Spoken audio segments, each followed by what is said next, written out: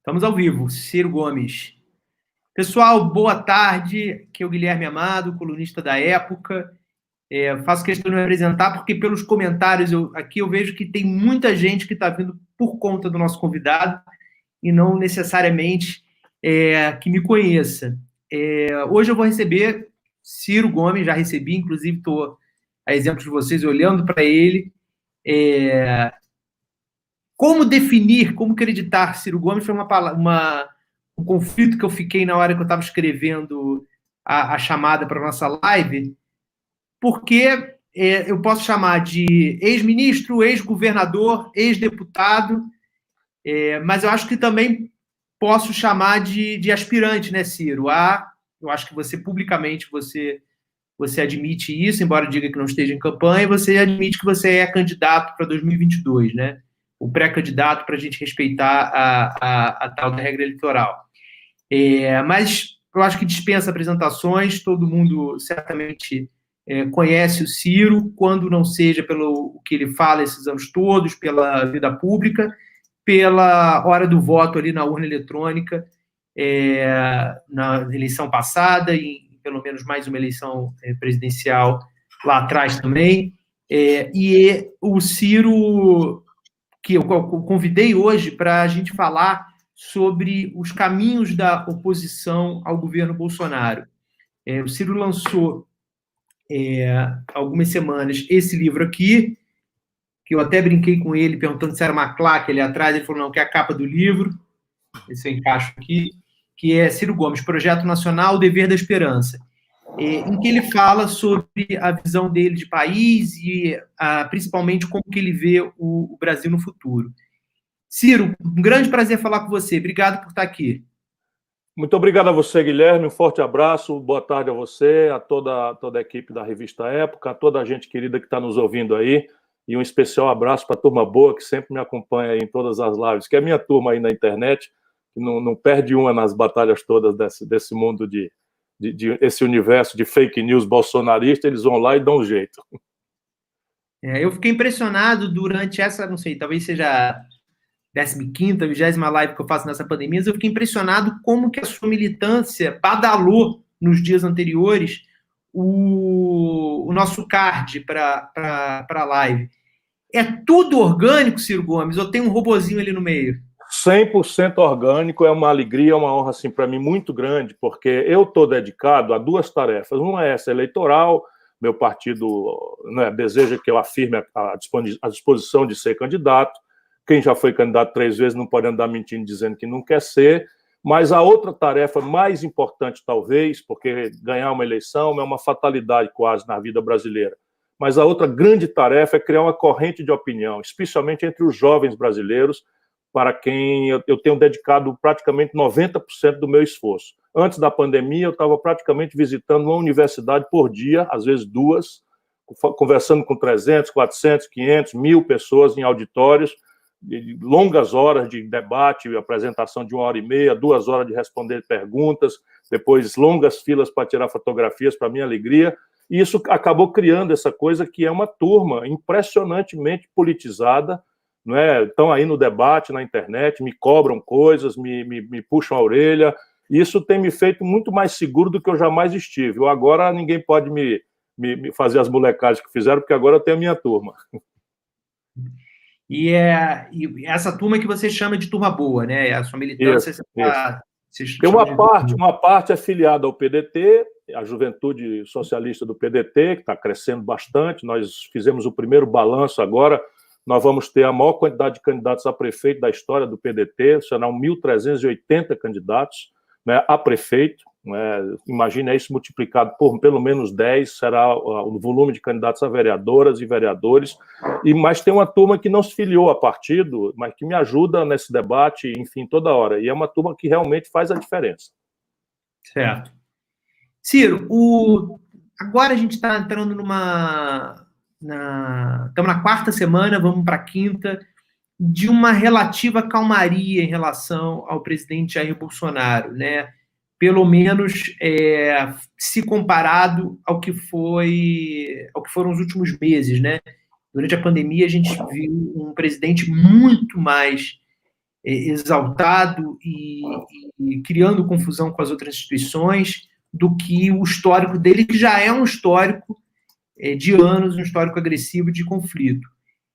Como que você está analisando esse, que eu chamei na coluna da semana na revista, de Jairzinho, Paz e Amor? Isso vale tanto quanto uma cédula de R$3, né? Todo mundo sabe que não existe cédula de R$3, que se aparecer é porque é falsa, né? E como tal deve ser tratada. A nota de R$3 é essa versão do Bolsonaro. Mas a explicação para mim é muito clara e contundente, porque nós temos a data a partir da qual ele muda. Para de frequentar aquele cercadinho, encolhe o rabinho, bota o rabinho entre as pernas, encolhe a agressividade, faz aquela junta de generais de pijama que dão corda nele, que se boçalizaram ali, ou se bolsonarizaram ao redor dele no palácio, que eu pensava que, para minha grande decepção, que fosse um fator moderador, e foi o Bolsonaro que boçalizou. Esses também botaram tudinho as manguinhas para dentro, embora tenham agora de novo feito uma escaramuça, mas isso é porque nós vencemos a parada. O fato histórico que faz essa inflexão é a prisão do Queiroz. E veja, a prisão do Queiroz acontece numa escala em que os agentes da República pareciam estar reagindo à altura das ameaças retóricas e gestuais do Bolsonaro e sua gangue em relação ao desrespeito ao regular funcionamento das instituições da República. Né? Essas confraternizações na porta do quartel-general do Exército, com gente que propõe o fim do regime democrático, a intervenção militar, fechamento do Congresso, fechamento do Supremo, etc, etc, etc.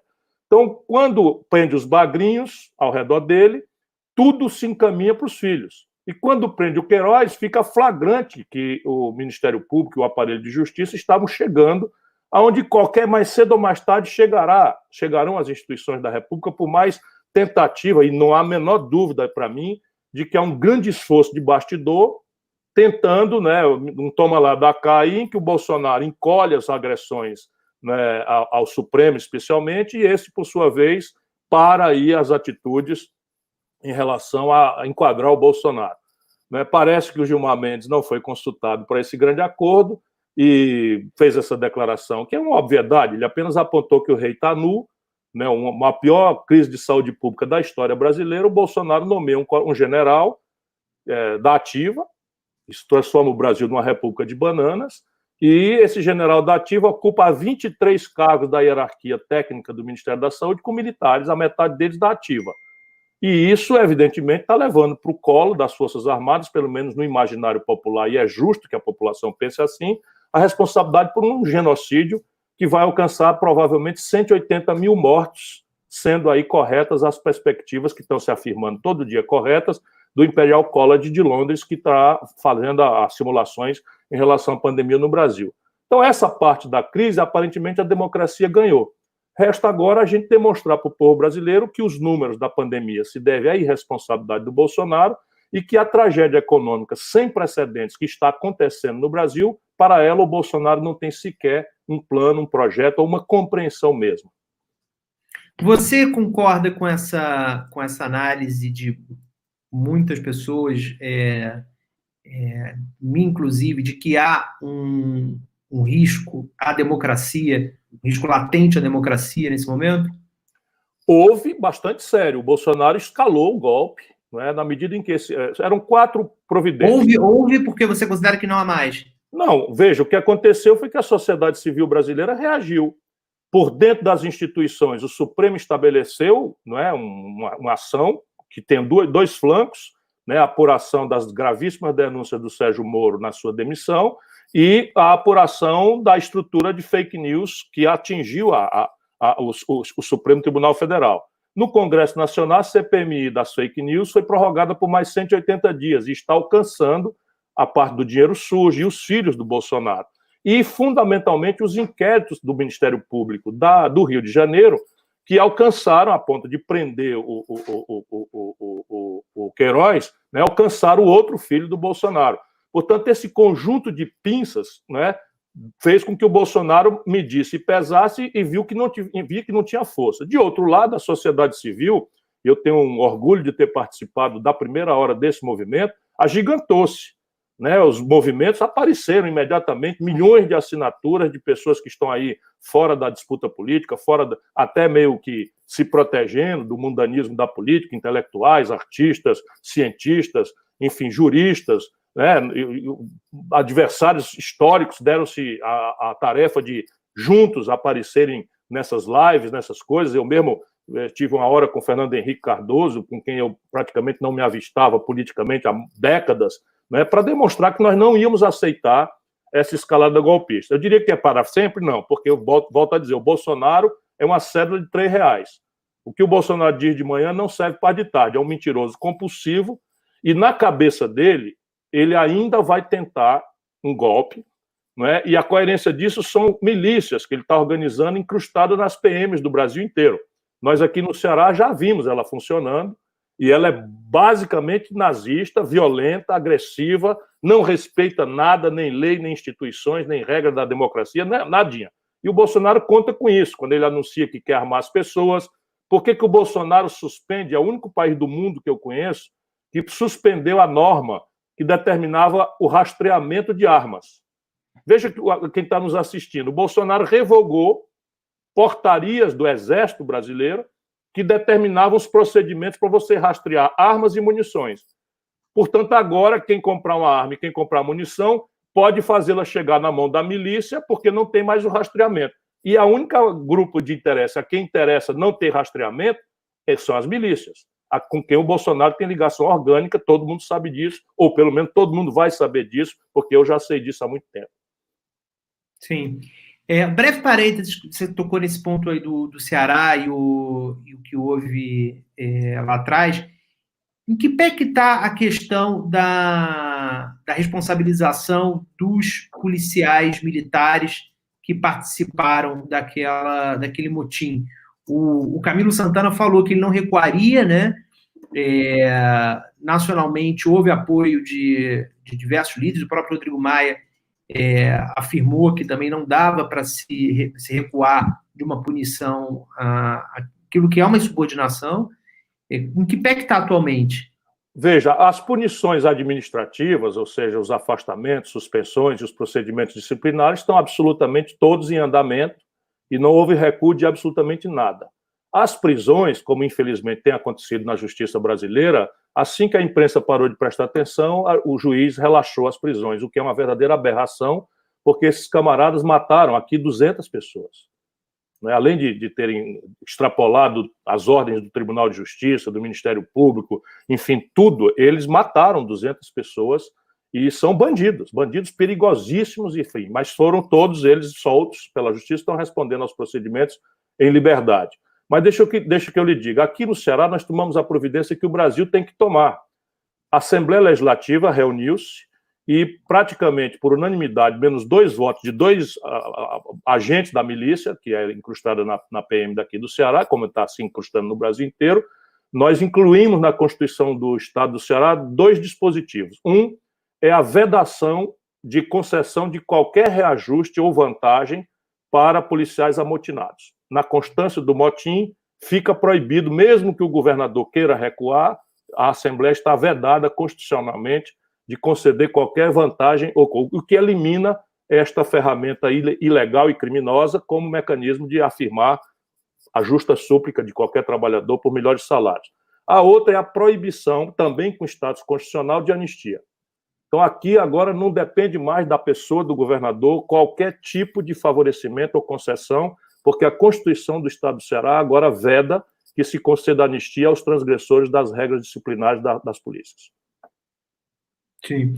Esse ponto da possibilidade de usar as PMs para uma eventual ruptura, eu me lembro muito bem, eu tive uma semana antes do Gustavo Bibiano morrer, eu tive uma conversa com ele, uma troca de mensagens, em que ele falou isso, né? Eu estava perguntando sobre a coisa da ABIN paralela, que ele havia dito no Roda Viva, que o Bolsonaro tentou criar uma ABIN paralela no início do governo, e ele falou, Guilherme, não vamos falar disso, o foco, na minha opinião, tem que ser o risco de, via PMs, haver um golpe. Ele estava muito preocupado com um curso que o Olavo de Carvalho tinha recém-lançado, anunciando para policiais, e ele estava com medo da doutrinação que poderia haver na cabeça dos policiais e fazer uma lavagem cerebral, como a gente vê que o Olavo de Carvalho, de certa maneira, fez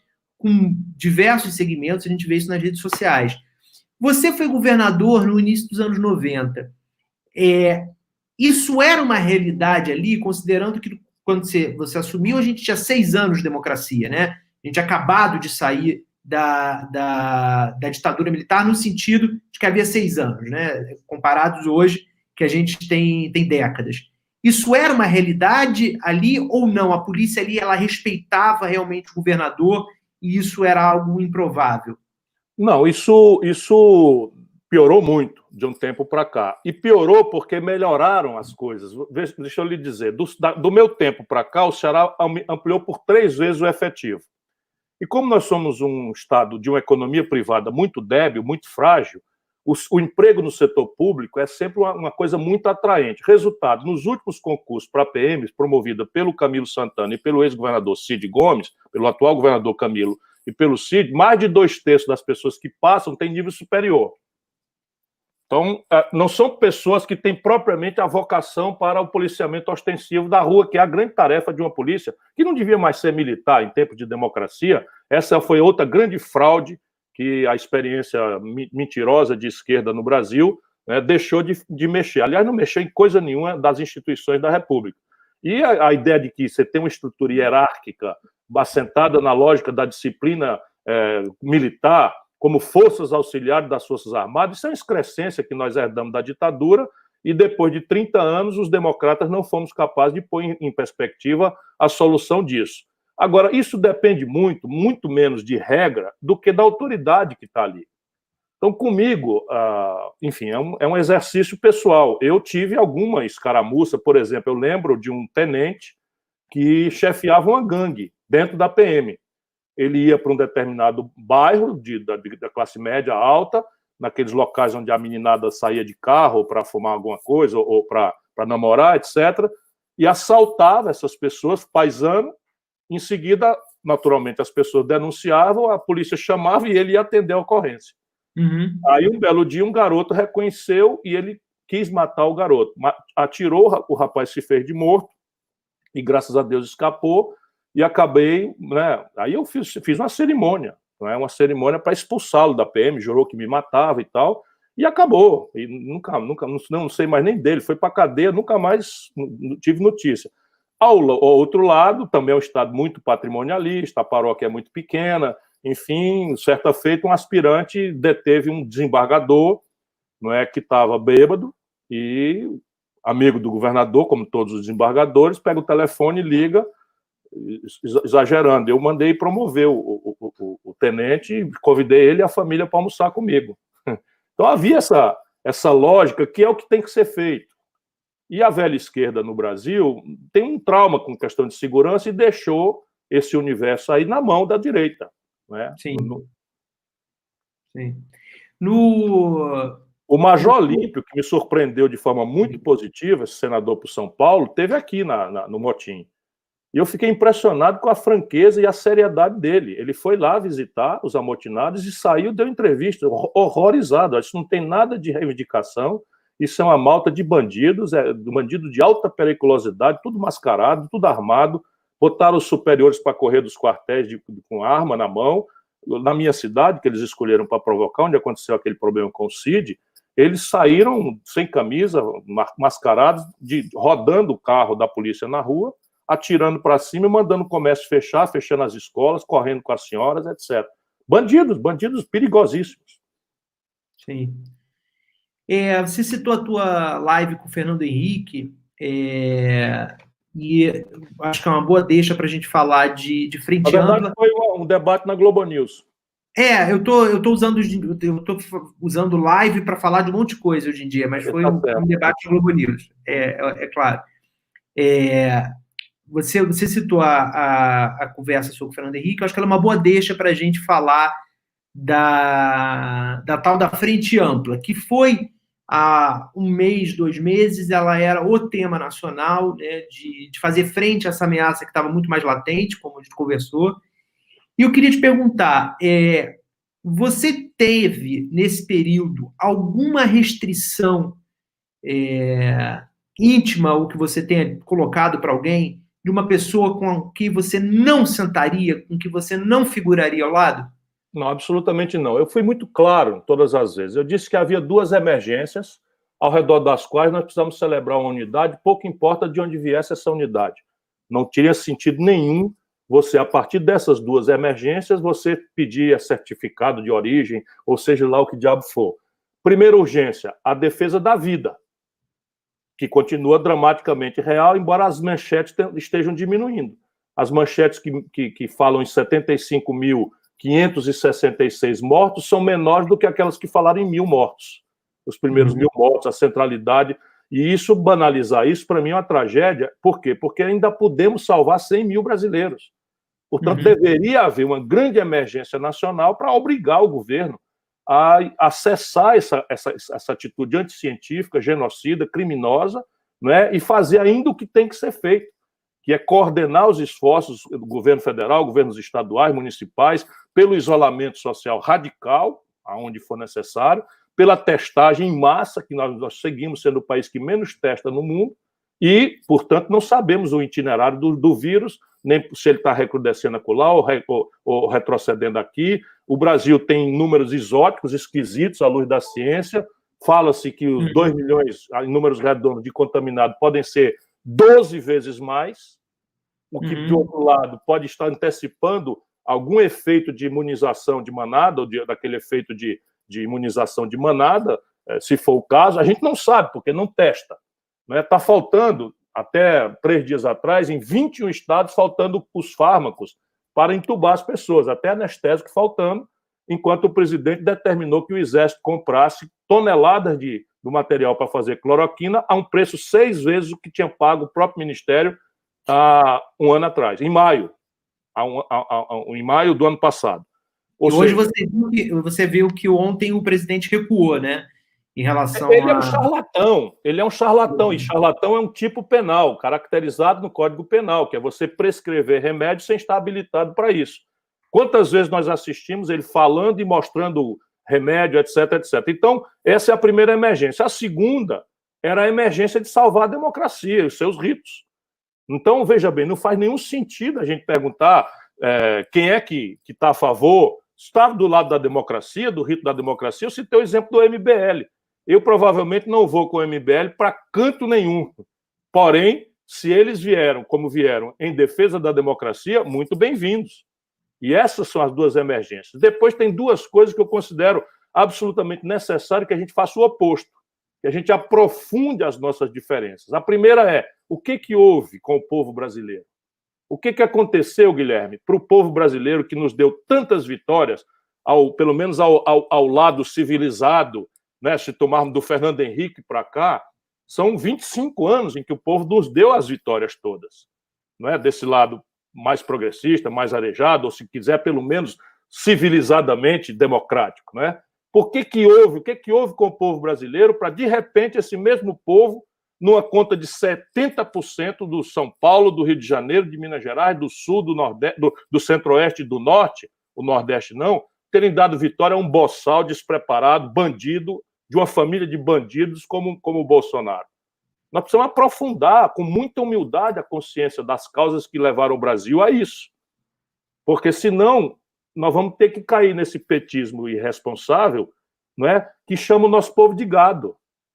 Todo mundo que não é petista é fascista. Outro dia eu vi agora o Haddad se prestando a esse serviço sujo do lulismo bandido, né? Classificando quem é e quem não é progressista no Brasil. Logo, o Haddad. Percebe? Então, se a gente não entender... Por que logo o Haddad? Porque o Haddad é um homem que acabou de ser candidato a presidente do Brasil, com o Marcos Lisboa fazendo o programa dele, anuncia a autonomia do Banco Central, anuncia uma exótica convocação de uma Assembleia Nacional Constituinte, que o Bolsonaro propôs a mesma coisa. Percebe? Se o Meirelles, o Palocci, são progressistas, eu não sei mais o que é ser progressista. Sabe? Não dá mais para empulhar o povo brasileiro com esse tipo de coisa. E isso é o que eu estou falando. Nós precisamos entender E não é para chibatear ninguém, para punir ninguém, é para nos reconciliar com o povo brasileiro. Eu tenho repetidamente dito isso. Ou nós fazemos uma autocrítica, compreendemos com humildade o que deu causa a isso. E eu proponho que a gente faça esse debate de forma fraterna e respeitosa, para não dilapidar e dinamitar pontes. Porém, esse debate será feito na canela. Se o PT achar que vai mostrar cara feia e pagar gabinete de ódio com o restinho do dinheiro que roubaram escandalosamente da República Brasileira, se eles acharem que deve ser assim, vamos assim, então. Né? E vamos ver o que vai acontecer. Então, esse é o primeiro dissenso que nós precisamos estabelecer. Então, não tem unidade para mim. A unidade aqui é do método. Vamos discutir fraternal, respeitosamente, o que deu causa. Para mim, foi o encontro terrível da pior crise econômica da história, produzida pelo PT, agora vai ser superado pelo Bolsonaro, e são números.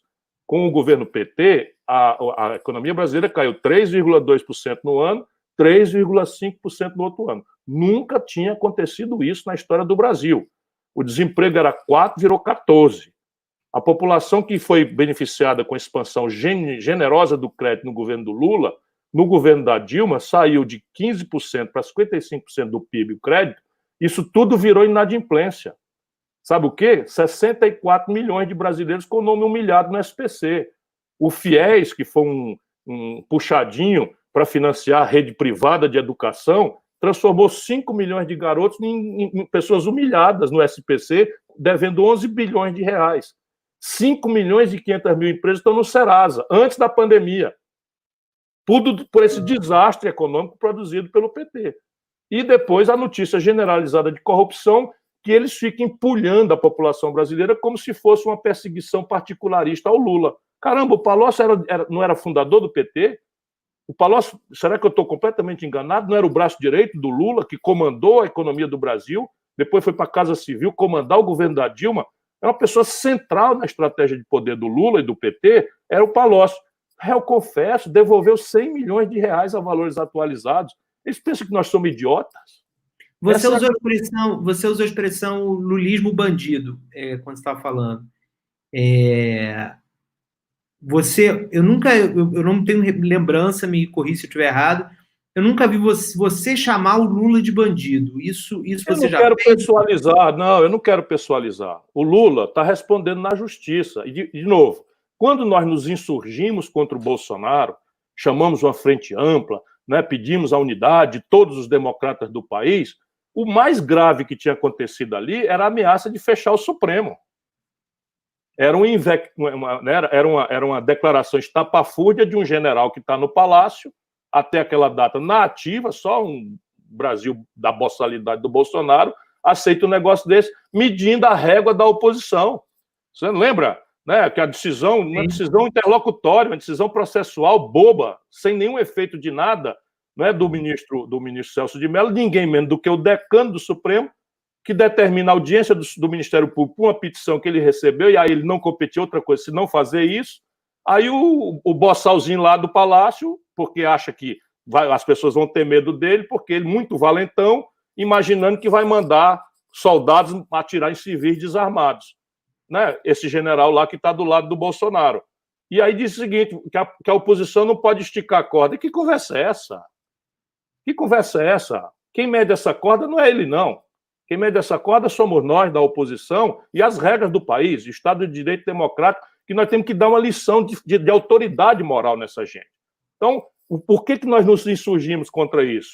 O outro lá também, dizendo que é incalculável a consequência, né, inimaginável as consequências, as sequelas, outro boçal, golpista, salafrário, que está lá dentro do Palácio com o Bolsonaro, chefe da gangue lá, dos ex-generais, também dando esporro na oposição. Ora, e o PT não quer respeitar o judiciário.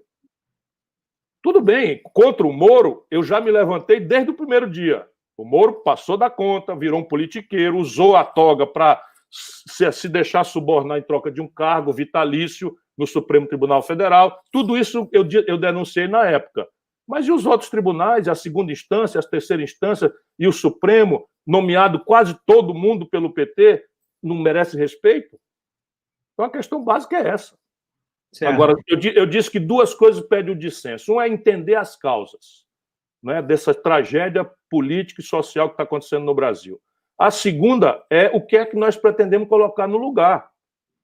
O Guilherme, depois de 25, 30 anos, veja que eu estou juntando aí a social-democracia com o petismo e tal, né? O Brasil com o Fernando Henrique cresce 2,3% ao ano, com o lulopetismo cresce 2,6%.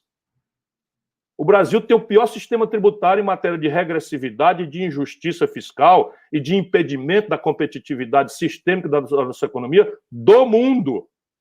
No fim do lulopetismo, 5 brasileiros controlavam a renda equivalente às posses de 100 milhões de nacionais do país. O lulopetismo concentrou em 5 bancos 80% de todas as transações financeiras do Brasil. Uhum. Ora, se isso... O que a gente pretende? É que isso continue assim? O Brasil é um de 2 países do mundo que não cobra tributo sobre lucros e dividendos empresariais. O Brasil subgrava patrimônio e as grandes rendas e cobra imposto abusivo da classe média, porque mata na fonte, não é? Com você ganhando um salário qualquer de 10 mil, 8 mil reais, você já morre com 27,5%. Se você ganha 2.050 reais, você morre com 15%. Os grandes salários do Brasil pagam a mesma alíquota. Enquanto a cidadã que vai no ônibus, atrás de emprego, trabalhar como diarista, que faz uma ligação do celular, paga 40% de imposto escondido no consumo, que é a grande perversidade. E tudo isso tem que mudar. Sim. Tudo isso tem que mudar. Deixa eu te fazer uma pergunta. Você caracterizou bastante o PT como é a sua visão do partido. Hoje você não tem... Eu não gosto de generalizar, não. Isso é um segmento do PT. Eu gosto sempre de citar exemplo, com o Suplicy, é um homem honrado e limpo e tem espírito público, o Tasso Genro, o Olívio Dutra, o Raul Ponte, o Paulo Paim, né, o Rui Costa, o Jacques Wagner, o Wellington Dias, Camilo Santana, é uma porção de gente boa. Aí o que aconteceu é que todos estão postos de lado em nome de uma vassalagem ao lulopetismo corrompido. Só vai para a executiva nacional do PT quem tem folha corrida. Olha se eu estou exagerando. Pega a relação e depois entra na internet para ver. Certo. Hoje, com essas pessoas que você elogiou, que você separou em relação aos que você criticou, com elas você tem interlocução para uma futura aliança? Ou, a partir da falta de comunicação com Lula, isso é inviável? Não acontecerá. Veja, porque, de novo, naquelas duas questões, o que deu causa a essa tragédia? Por que o povo de São Paulo, que nos deu 25 anos de vitórias para nesse campo, vamos dizer, civilizado, democrático, vota numa conta de 70% num boçal bandido como o Bolsonaro? Se a gente não entender isso, e o PT não aceita, a burocracia lulopetista não aceita essa discussão.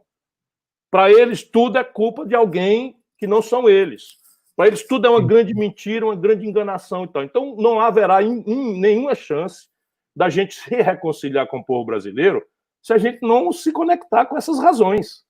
Certo? É o que eu penso. A segunda é o que é que nós vamos colocar no lugar. Então, veja, se eu digo o Brasil tem o sistema tributário mais perverso do mundo, nós precisamos cobrar um tributo sobre lucros e dividendos que eu já cobrei quando fui ministro da Fazenda do Itamar. Quando eu fui ministro da Fazenda do Itamar, eu criei uma alíquota para os grandes salários acima de 200 mil reais por mês de 35%. Aí, se o PT falar num negócio desse, a turma vai dizer, mas por que não fez? Sim. Essa turma aí. Por que não fez? Por que não fizeram? Essa é a grande questão. Então, para eles, eu sou o pior adversário, não é o Bolsonaro. Já desde as eleições. Agora, na última eleição, em 2018, esse quadro do PT já estava desenhado, já não tem nada do que você contou que você não soubesse, mas em abril você tentou visitar o Lula na cadeia, chegou a pedir isso na justiça. Claro, isso é humano. Isso é humano. Eu visito pessoas na cadeia, independentemente de elas serem criminosas ou não. Eu sou advogado, inclusive. Veja, eu não conheço o Lula pela televisão. O Lula é um velho amigo de 40 anos, 35 anos. Você continua considerando ele um amigo? Não. O Lula virou um mentiroso compulsivo. O Lula virou um cara, assim, sabe, por quem eu perdi o respeito. Se corrompeu completamente, não tem o menor apreço ao povo brasileiro. Tudo que ele quer hoje é fazer um partido que tenha 50 deputados para bater a mão em 200 milhões de reais de fundo eleitoral. Só isso. Não tem preocupação com o Brasil, pelo contrário. Se você quiser uma explicação para o conjunto de maluquices e de isolamento na qual o Lula se voluntariou para ficar, só tem uma explicação: ele quer se vingar do Brasil. Na cabeça do Lula, o povo brasileiro tinha a obrigação de ter descido em Curitiba, ter quebrado tudo lá na sede da Polícia Federal e ter levado ele, Lula, primeiro e único, para a presidência da República ou para o rei, para o primeiro imperador depois de Dom Pedro II. Só isso explica o Lula dizer que tem um lado bom na pandemia, enfim, essas baboseiras todas que ele tem falado, e mentindo compulsivamente, mentindo de uma forma absolutamente assintosa para um homem que teve a grandeza que ele teve. Só uma explicação: resolveu ligar o botão do exploda-se e vai cuidar só dos interesses particulares do PT. Certo. PT, deputado. Sim, sim. Agora, veja, eu pedi para visitá-lo como um ato humanitário. Veja, se qualquer grande nome público com quem eu convivi fosse preso, eu ia visitar. E aí... Entrevistei há coisa de uns 2 meses o Luiz Mercadante para falar essa coisa de frente ampla, e ele falou que ele considera uma frente ampla eleitoral inviável, fez essa distinção entre eleição e defesa da democracia também, e que eleitoral, o máximo que se poderia conseguir era uma unidade da esquerda no primeiro turno, que, na visão dele, deveria ser em torno do PT também, já que o partido foi o que se saiu melhor nas últimas eleições. Você acha que é possível uma construção de uma unidade na esquerda para 22? Veja, o que diabo é ser de esquerda no Brasil? Isso é uma coisa que eu estou refletindo no meu livro. Porque ninguém é de esquerda porque se diz de esquerda. Isso tem a ver com práticas, com compromissos, com institucionalidade, com a defesa de um conjunto de valores. E se essa burocracia lulopetista for de esquerda, meu irmão, eu não entendo mais nada de nada. Não é? E agora veja, qual é a unidade que nós precisamos celebrar no Brasil? É uma unidade submetida a um hegemonismo vazio, que tem por única característica o culto à personalidade de um cara decadente moralmente como o Lula? Isso não leva o país para canto nenhum. Percebe? O Lula fez uma grande mentira, vamos ter clareza disso. O Lula anunciou de dentro da cadeia que era candidato em 2018. Até as pedras do caminho sabiam que a lei da ficha limpa não permitia que ele, condenado em segunda instância, como já estava pelo Tribunal Regional lá do Rio Grande do Sul, não podia ser candidato. Mas explorando o carinho, a gentileza, a generosidade justa que o povo mais pobre tinha com ele, especialmente aqui na região do Nordeste, o Lula mente, despudorado e sabe quem foi que acreditou nessa mentira? O PCdoB, mais ninguém. Como é essa história de unidade da esquerda? Só quem acreditou nessa mentira foi o PCdoB, que infelizmente aceitou esse papel, não é, subalterno, sumiram com a Manuela, não deixou ela falar na campanha, não é? Enfim, isso é o que eu assisti de dentro do processo. O Lula me ofereceu para participar dessa fraude. É público que ele me convidou para ser o Haddad, né? Essa fraude, e eu disse, olha, eu tenho vergonha na cara, porque uma mentira dessa, se der certo, não pode dar certo. Primeiro, para mim, é um insulto à dignidade do povo brasileiro. Mas, em segundo lugar, se desse certo essa fraude, sai dali um presidente desse tamanhinho, com esse tamanho da crise que o Brasil tem, com essa complexa, né, fragmentação do mundo político, com o colapso fiscal do país, tudo que o Brasil não pode ter é um presidente fraquinho, um poste, um pau-mandado, que, aliás, é o que nós já vimos. Qual é a experiência da Dilma? A Dilma é uma pessoa honrada. O Ceará foi o único estado do Brasil que deu 2/3 dos votos contra o impeachment, porque não havia base jurídica para fazer, o pretexto de regularidade fiscal, de como é pedalada fiscal, não é crime de responsabilidade, como tal definido na lei, na doutrina, e não tem característica de dolo, porque é uma suplementação orçamentária. Evidentemente, o presidente da República não tem a obrigação de ler, que aquilo acontece aos milhares de decretos de suplementação orçamentária, e todos os presidentes fizeram, e o Tribunal de Contas sancionou todas essas práticas. Enfim, isto posto, o desastre que foi o governo da Dilma, meu irmão, não é possível. São números. E por quê? Quem botou a Dilma lá? Aí dá o golpe. Como assim golpe, cara pálida? Quem botou Michel Temer na linha de sucessão do Brasil? Que montanha de votos representava o Michel Temer, o último deputado menos votado dos 70 e tantos deputados de São Paulo. O Lula botou ele lá, sabendo, como eu e ele sabíamos, que ele era corrupto por conta de fisiologia. O Lula deu R$1 bilhão de contratos sem licitação na Petrobras para o Eunício Oliveira, que votou pelo impeachment e com quem ele estava abraçado no ano seguinte, tendo chamado de golpe. Né? O Lula entregou a Romero Jucá e Renan Calheiros a estrutura da Petrobras por uma única finalidade: roubar. Vai dizer que não sabia? Espera aí um pouquinho. Eu denunciei. O Lula entregou Furnas para o Eduardo Cunha. Eu denunciei publicamente. Tudo isso eu tenho os arquivos. O Lula entregou Furnas, uma das maiores companhias de eletricidade, de estrutura elétrica do Brasil, ele entregou para o Eduardo Cunha, que roubou mais de 150 milhões de reais do povo brasileiro. O Lula nomeou no Ministério da Integração Nacional o Gedel, aquele homem das 52 milhões. A Dilma nomeou esse cara vice-presidente da Caixa Econômica. Aí querem empurrar na goela do povo brasileiro, que é tudo uma grande injustiça. Espera um pouquinho. Chega, não chega não? Deixa eu interromper, Ciro, para fazer umas perguntas que estão chegando.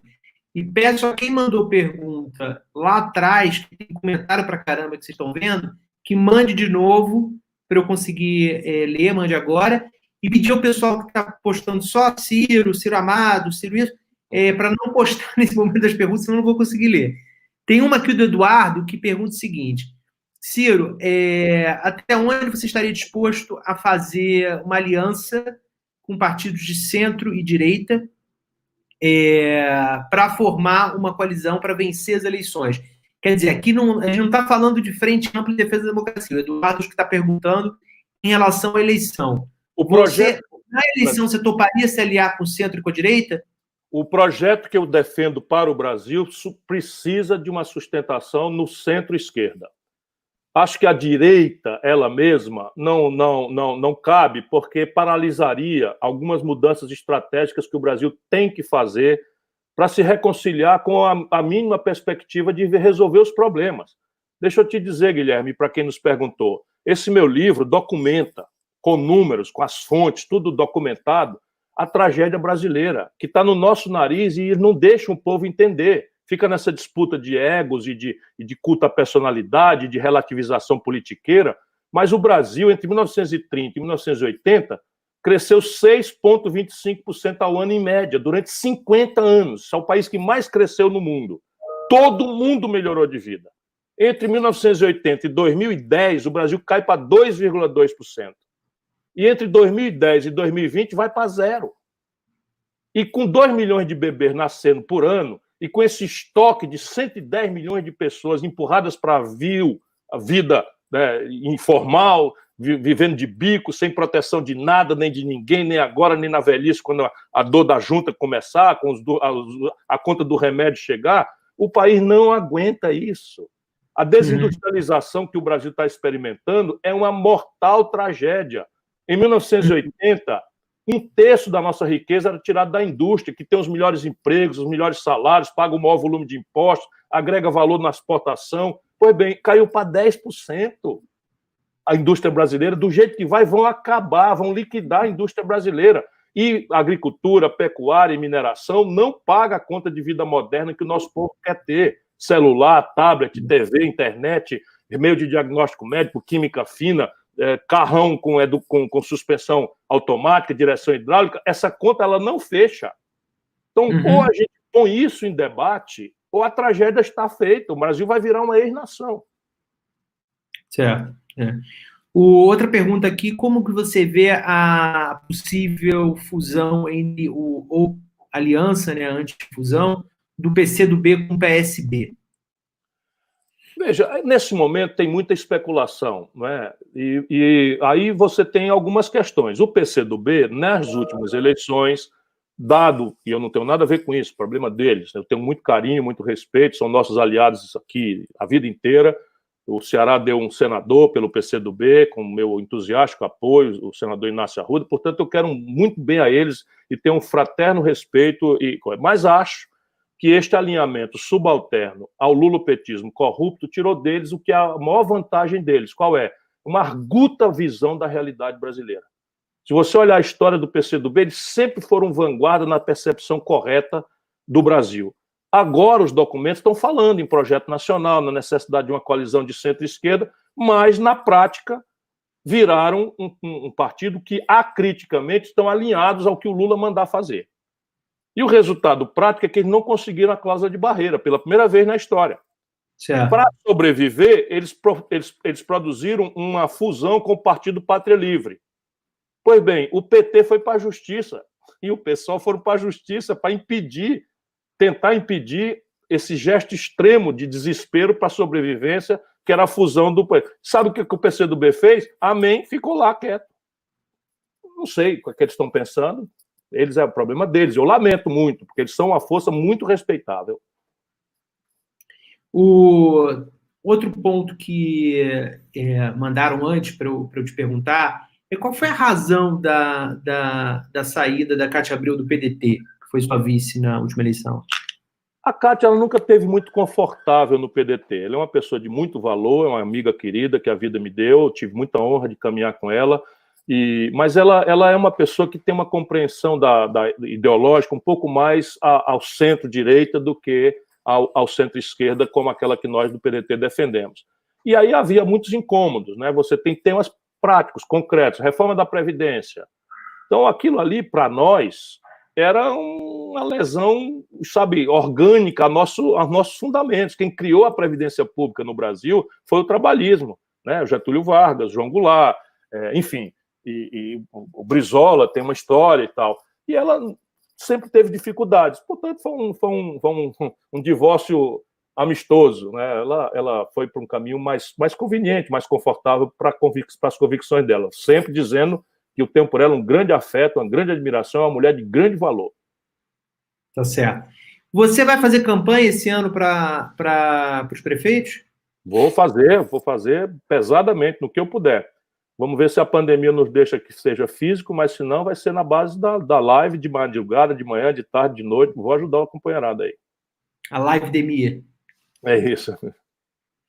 Ô, Ciro, deixa eu te fazer outra pergunta. Você está o tempo inteiro em Fortaleza? Como é que tá? Eu estou em casa, trancado, não saio para nada. Aqui olhe lá, buscar meu filho na casa da mãe para ficar aqui comigo, mas já de máscara e sem sair do carro. Eu estou cumprindo todos os itinerários, porque, volto a lhe dizer, isso não é um respeito só a mim, né? É um respeito às outras pessoas. A única saída para essa doença terrível, dado que ela não tem vacina nem remédio, é o isolamento social para quem puder. Então, quem não puder, tem, naturalmente, a nossa compreensão, mas tem que usar máscara, fazer a higiene das mãos, com álcool gel, se possível, se não com sabão, enfim, guardar distância sempre que possível, mas para o nosso povo, que está obrigado aí nos terminais de ônibus, nos terminais de trem, dentro dos ônibus, a ficarem, enfim, amontoados uns nos outros, é uma tragédia. Enquanto a doença chegou para os ricos, todo mundo fazia isolamento social e achava que era correto e tal, menos o Bolsonaro. E agora que ela desceu para a periferia, é um verdadeiro genocídio. É um verdadeiro genocídio que está acontecendo no Brasil.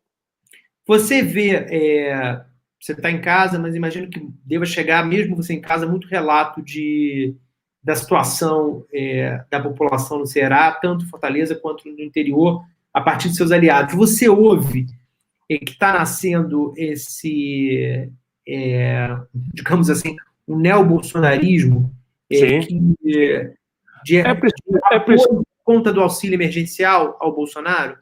É preciso respeitar mais pobre. É preciso respeitar o nosso povo. É preciso respeitar o nosso povo. Nosso povo, né, está dizendo muito obrigado. Isso é fato, é real. Está dizendo muito obrigado. Essa é uma característica que nós não temos que censurar. A elite que não precisa dos R$600 e que, embora 130 mil militares receberam, não sei quantos mil funcionários públicos sem merecimento, sem poder receber, muita gente que precisava não recebeu, mas o nosso povo ou tinha isso ou ia passar fome. Sim, mesmo com isso, está com dificuldades monstruosas. Portanto, o que o nosso povo está dizendo, com meu generoso carinho, é muito obrigado. Né? Muito obrigado por isso e tal. Então, o camarada está desvalido, obrigado a ficar em casa porque o picolé que vendia não pode mais, o carrinho de pipoca não pode mais, enfim, uma série de coisas. O camarada colapsou a renda. Isso muitas vezes as pessoas esquecem, colapsou mesmo. O camarada ganhava ali, vendia 20, 30 picolés, levava do dia. Agora perdeu tudo isso. Então chegaram os R$600, ele está dizendo muito obrigado. Eu acho que tem que dizer mesmo, não tem nenhum problema. Mas você acha que mas isso, é fato, acabar o emergencial, acaba essa boa vontade com o Bolsonaro? Porque as pessoas não sabem. Não é que o Bolsonaro queria que fosse só por 2 meses R$200. Que quem forçou a mão para ser R$600 foi o parlamento. Mas como quem faz é o governo, as pessoas são agradecidas. E elas estão aí vendo que tem mais um mês, tem mais 2 meses e tal. Mas o concreto da avaliação de um governo, Guilherme, basicamente a situação econômica.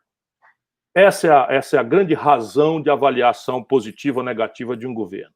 Como esta ajuda chega para mitigar a tragédia socioeconômica sem precedentes, as pessoas estão com essa justa sensação de gratidão, de muito obrigado.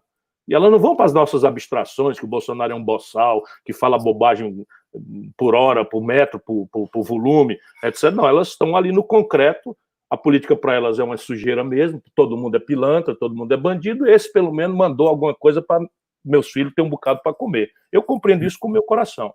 Mas não acho que o Bolsonaro vai escapar da fúria popular na sequência. Porque é o pior governo da história do Brasil, sem rival. Eu acho que tem uma distinção também em relação ao que aconteceu com o Bolsa Família, que o Bolsa Família ajudou, não foi a única razão, mas houve um momento de prosperidade econômica, né, que a gente não vai ter nos próximos meses, com certeza, no próximo ano, provavelmente também não, independentemente da tentativa da política econômica por conta da pandemia, né? Podia ser diferente, né? Os números da China, por exemplo, né, onde a pandemia começou, demonstram que a questão é de manejo da pandemia e de manejo das sequelas econômicas da pandemia. Então, a China tem 1 bilhão e 200 milhões de habitantes, morreu menos gente do que no Ceará. Morreu metade do que morreu em São Paulo. Qual é a diferença? A diferença é governo. Na hora que aconteceu a pandemia, ali por dezembro, eles isolaram o Wuhan, né? Fizeram um isolamento social radical. Para eles é um regime, uma institucionalidade mais simples de fazer, mas nada que o Brasil não pudesse fazer coordenadamente, né? E ao radicalizar o isolamento, eles abreviaram de forma absolutamente extraordinária as sequelas econômicas. Sim. E essa é a obviedade. Enquanto isso, o nosso governo está produzindo o pior dos mundos. Nós vamos ter aí 150, 180 mil mortos e a crise econômica, a se fiar nos números do Fundo Monetário Internacional, vão derrubar o PIB em 9 pontos percentuais. E aí você tem as sequelas disso. O déficit primário brasileiro chega a 900 bilhões de reais com os números projetados pelo Instituto Fiscal Independente, que é do Senado, que é muito sério, gente muito qualificada, não é? Tecnicamente irrepreensível. E aí você tem 6 milhões de micro e pequenas empresas na antessala da falência, colapsadas no crédito. O crédito que o governo anunciou não chegou. Não chega a 10% o valor aplicado realmente naquilo que o governo anunciou. E aí você tem uma tragédia desse tamanho, a projeção de desemprego é 18,7%, significa 20 milhões de brasileiros. E qual é o plano? Então a China vai crescer 3% esse ano. Sim, sim. Então, lá aconteceu a tragédia. Tudo bem, a Europa não vai crescer, mas o Brasil, a projeção é que nós vamos cair o dobro da média mundial. Qual é a explicação? Governo brasileiro. A incapacidade de enfrentar a pandemia em linha com a ciência, pelo contrário, a contradição com a ciência feita política pública, um general, meu irmão, um general da ativa, paraquedista, da intendência do Exército, ministro da Saúde, nomeia 23 militares para todo o corpo técnico do Ministério da Saúde. Isso é um vexame, sabe? Uma república de quinta categoria. Passar para ativa, você acha que amenizaria isso? Perdão, reserva amenizaria isso? Protege pelo menos o bom nome que deve merecer as nossas Forças Armadas. Não tem cabimento. Um político que foi para lá vassalo, desavergonhado. Esse Pazuello é um vassalo desavergonhado. Baixa um protocolo de uso da cloroquina sem assinatura para atender uma ordem espúria do Jair Bolsonaro. Que isso? Que nós vamos fazer o quê? Vamos aguentar porque a corporação é que tem que tirar esse cidadão do meio dela.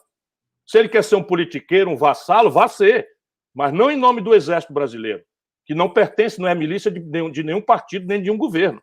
Isso eu vou dizer com toda clareza. Eu estou muito envergonhado do comportamento. Muito. Agora, não sei se você vê, da cúpula das Forças Armadas Brasileiras.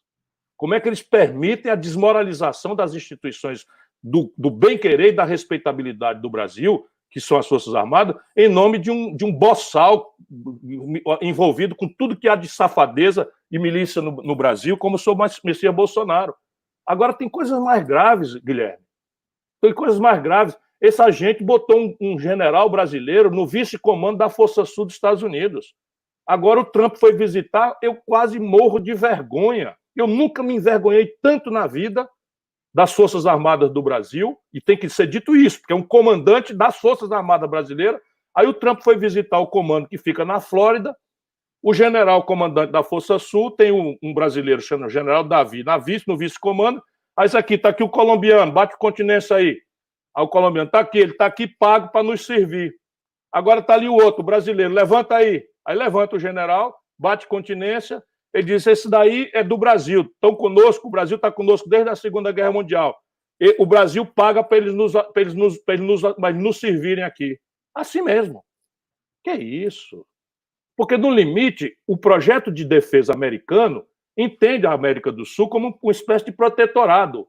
Que eles pensem isso, está tudo certo. Agora, se a gente aceita isso, para que ter forças armadas no Brasil? Isso é o que a população começa a se perguntar. Para que ter forças armadas no Brasil se a cúpula das Forças Armadas do governo Bolsonaro aceita que o Brasil é um protetorado norte-americano? É uma pergunta para a gente fazer. Custa muitos bilhões de reais.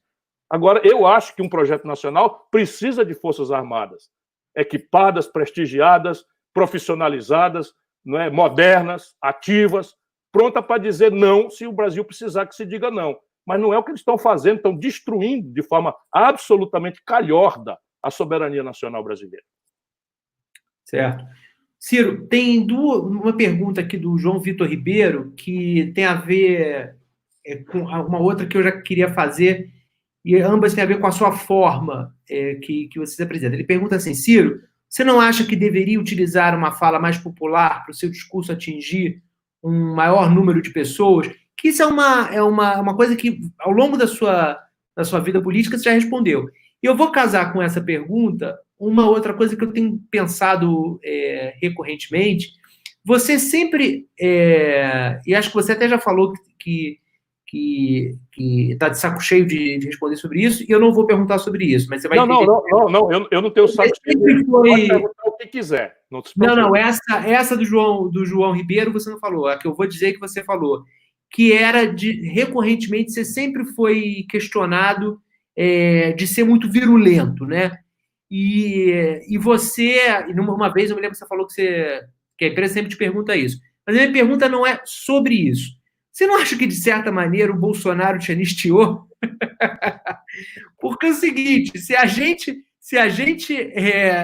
convive com a virulência do Bolsonaro, a tua virulência está umas casas abaixo, né? Guilherme, a questão é conteúdo. Né? Claro que a forma... eu estou aprendendo muito com a idade, mas também com o trânsito pelo Brasil. Então, quando eu falo assim, é porque eu venho de uma escola pública. Percebe? Então, o companheiro agora perguntou se eu não tenho que falar mais simples e tal. O que eu procuro fazer? A mensagem não pertence ao emissor da mensagem. A mensagem pertence ao receptor. Então, nesse momento, eu estou falando para um grande jornalista de uma grande revista nacional. Por mais que eu faça metáforas e faça um adjetivo mais quente um pouco, eu estou homenageando o jornalista, porque eu não vou ficar fazendo metáforas simplórias de futebol, não sei o que e tal, para ser popular de Araque. Eu sou popular de verdade. Eu fui educado na escola pública quase toda a minha vida. Na escola pública do interior do Ceará. Então eu sei como é que se fala direitinho com o povão, etc, etc. Aqui no meu estado eu nunca perdi uma eleição.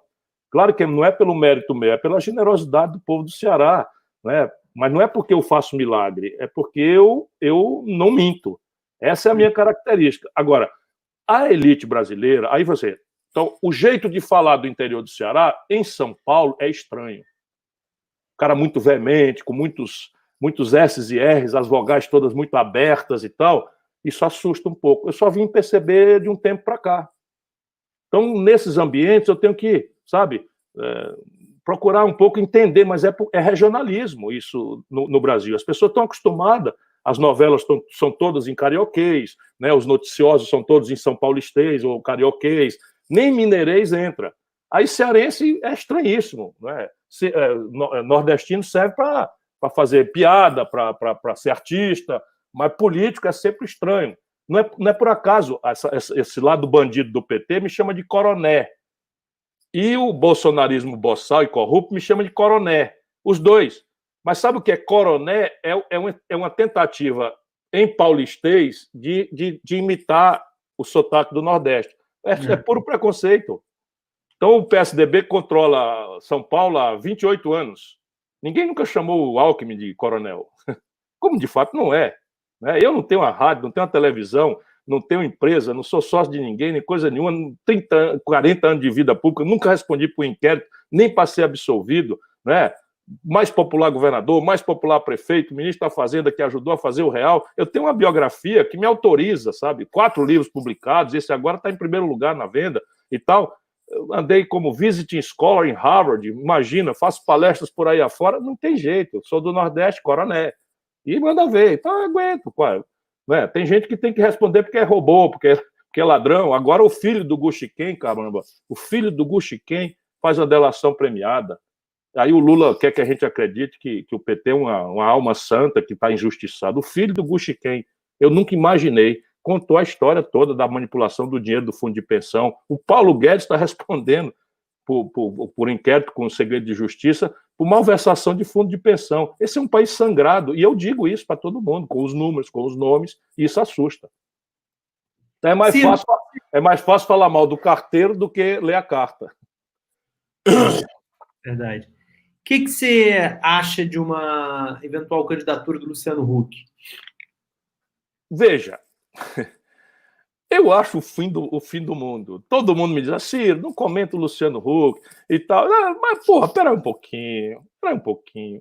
Qual é o país do mundo, numa crise dessa profundidade, dessa gravidade, mandaria para a presidência da República um estagiário que não sabe onde é que as coisas acontecem, não conhece um deputado, não sabe o que é SUS, não tem a menor ideia do que é ensino em tempo integral, não tem compreensão da economia, então vai ser o quê? Terceiriza a presidência da República e entrega o Armínio Fraga em nome da banqueirada para fazer.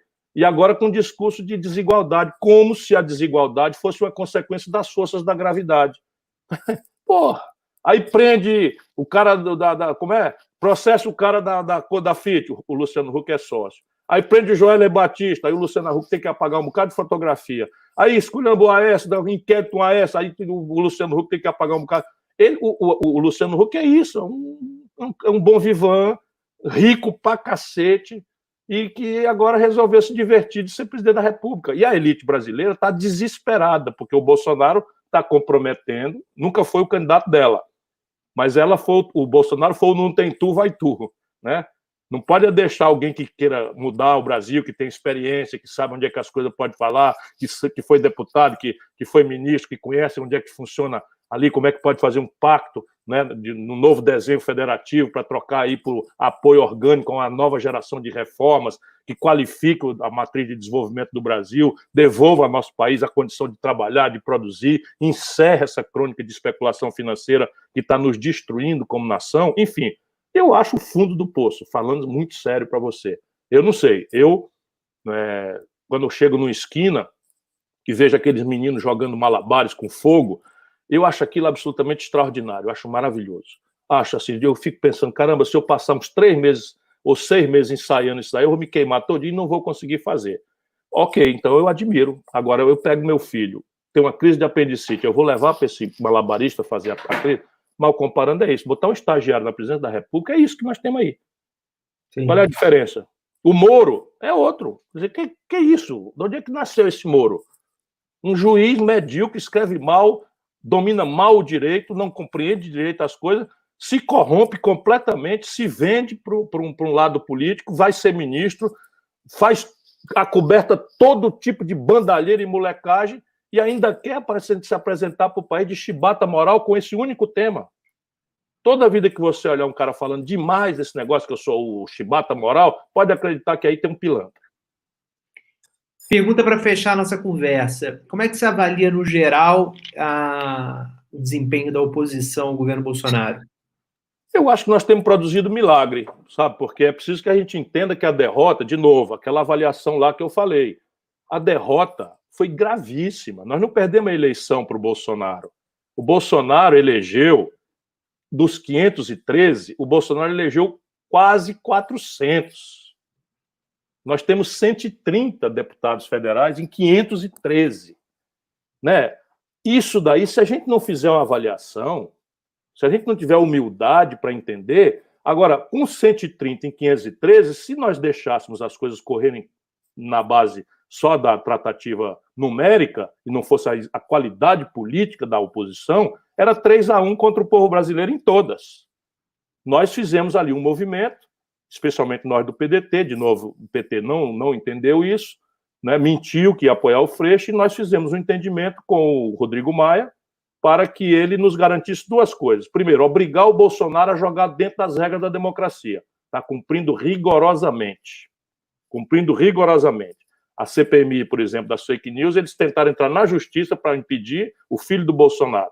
E o Rodrigo e o Alcolumbre garantiram a projeção por mais 180 dias. Ela vai chegar a conclusões muito importantes, especialmente para desenhar uma inovação legal que nos proteja o povo brasileiro e a nossa democracia dessas fake news com dinheiro estrangeiro que o Bolsonaro usou e abusou com influência desse Bannon dos Estados Unidos.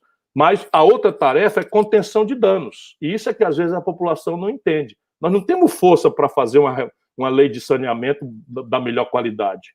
O que nós temos força é para atenuar danos, botar lá uma obrigação de uma tarifa, um prazo adicional para os estados poderem, se não tiverem capacidade de cumprir os 100%, ou os municípios, prorrogar por mais 30 anos a sua titularidade. E é o que nós estamos fazendo. Sem se falar num flanco judiciário. As pessoas não sabem, mas o PDT, e eu sou advogado ativo. Então, por exemplo, se não fosse uma ação que o PDT assinou e uma liminar do ministro Alexandre de Moraes, o Brasil já estaria com 500 mil mortos. Por quê? Porque o Bolsonaro queria determinar de cima para baixo o não isolamento social. E aí nós entramos na justiça e conseguimos uma liminar garantindo a autonomia dos estados e municípios, sem dispensar a União, que o Bolsonaro está mentindo, como se essa liminar tivesse dispensado a responsabilidade da União, mas o ministro deu a liminar numa ação que nós fizemos. Nós salvamos centenas de milhares de vidas. Né? O Bolsonaro quis nomear um amiguinho do filho dele para a Polícia Federal. Foi uma ação nossa que eu assinei, como a liminar que foi dada que inibiu. Então, nós estamos fazendo o diabo. Né? Nós estamos representando no Tribunal Internacional Penal para o Bolsonaro responder por esses crimes todos que ele tem cometido contra a sociedade brasileira. Portanto, eu diria a você que, com todas as gravíssimas contradições, né, no mundo da oposição ao Bolsonaro, nós temos feito um trabalho razoável, bastante razoável. Muito bem. Ciro Gomes, muito obrigado. A gente tem que encerrar, porque eu sei que você tem outro compromisso à noite. Queria agradecer demais a sua presença e da audiência. Eu ouso dizer que de todas as lives que eu fiz até agora foi o recorde. Obrigado. E muito bom. Obrigado pela participação das pessoas aqui. Infelizmente, não consegui fazer todas as perguntas. Vamos fazer mais 3, então. Eu tenho um tempinho mais, se você quiser. Você fala das perguntas? Sim, se quiser. Você está falando de fazer mais 3 lives. Vamos fazer, então. Calma aqui. Ciro, no seu governo haverá renda básica permanente como política de Estado, né? Que é, a proposta do Arthur Lira? Sim, por 2 razões. A primeira é essa conjuntural. Nós temos aí hoje mais de 110 milhões de brasileiros na informalidade.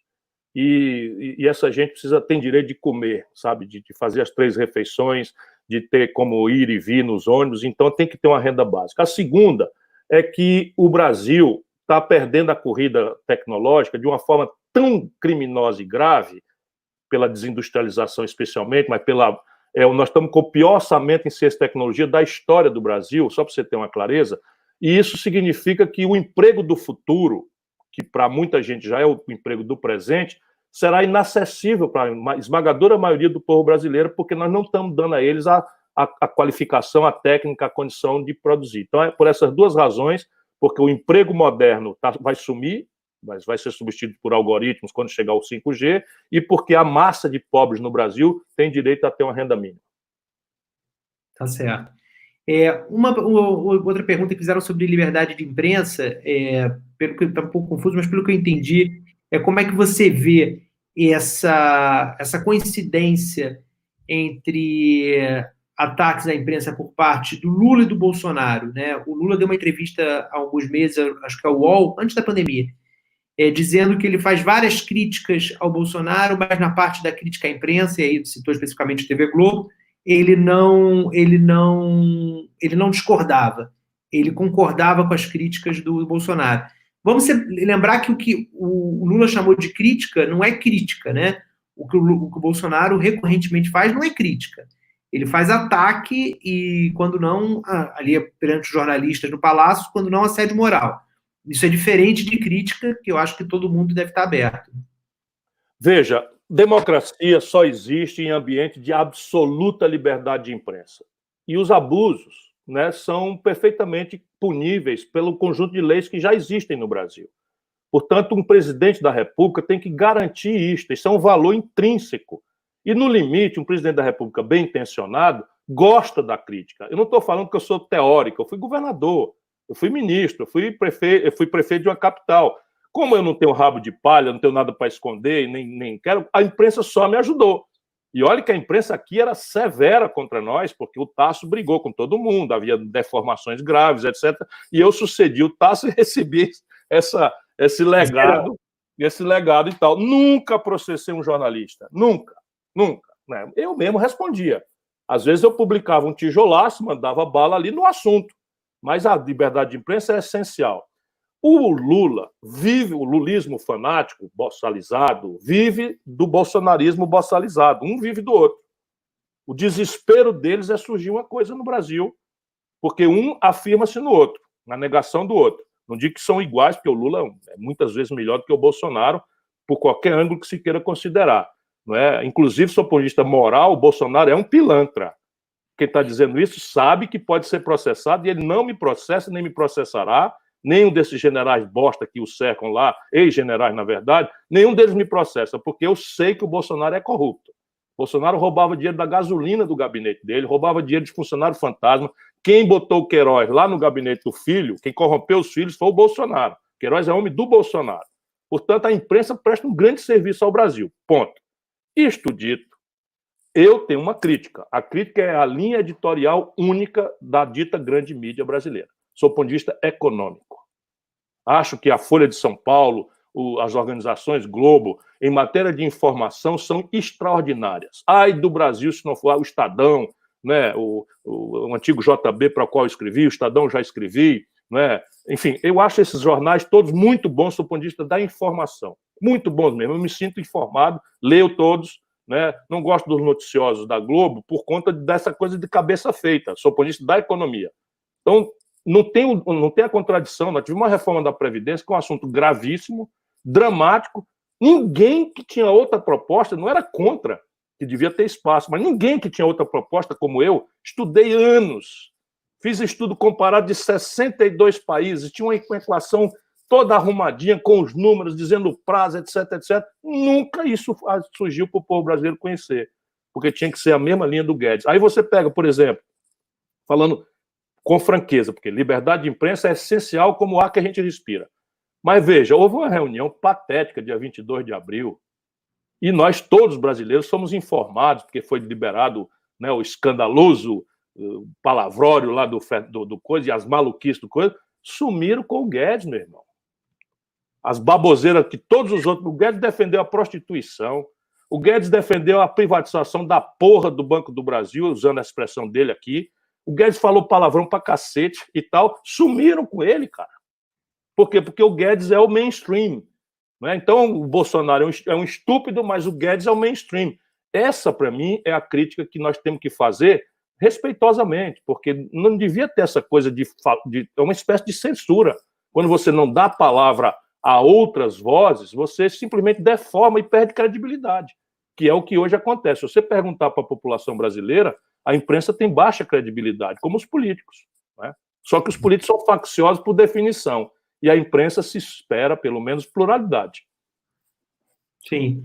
Ó, em defesa, eu como parte, eu vou me defender para falar do todo. Eu postei aqui ao longo da sua resposta alguns links de notas da coluna, críticas ao Guedes e apontando inconsistências no Paulo Guedes. Eu estou falando é o mainstream, que o jornalismo brasileiro é de excelente qualidade, Mas eu tenho que defender o meu, pelo menos, e como eu sou parte do mainstream, estou, consequentemente, defendendo que há exceções, mas eu entendo a sua crítica. Ciro, muito obrigado, valeu mesmo. Um abraço, Guilherme. Pessoal, obrigado demais pela audiência. Ficamos no segundo lugar dos Trend Topics do Twitter, ao longo da nossa conversa aqui, da nossa entrevista. Eu vi que vários seus seguidores passaram a seguir a coluna, é um prazer. Ciro, boa sorte para você Obrigado, se cuida, Guilherme. Cuida e vamos falando. Abraço. Vamos falando, um abração. Valeu.